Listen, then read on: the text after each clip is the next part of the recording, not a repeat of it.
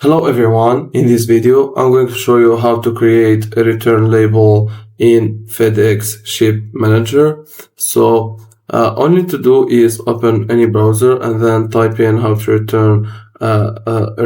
print a return label in FedEx Ship Manager, and then press on this link, how to print, manage and create shipping label. You will be redirected to this link. Now you can see create shipping label, find a location to ship, and you can press on this button to follow the instructions.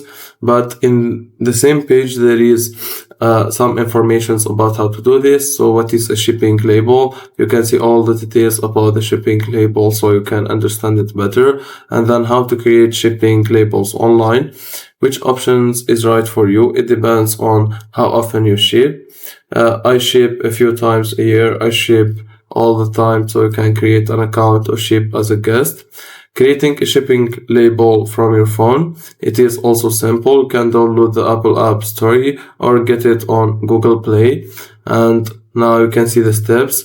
First, find location near you by entering your zip code into the search box. Step 2, choose the correct city from the options displayed. Step 3, click or tap the copy and print button to narrow locations to those that offer printing services. Step 4, head to the most convenient location. Step 5, if you have a shipping label in your email, ask a team member for the retail store's email address.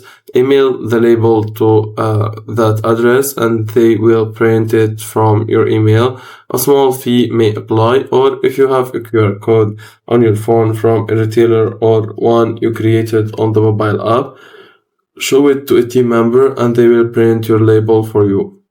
What's the next step after creating a shipping label? You can read all these informations and you can see the steps how to do this, and that's it.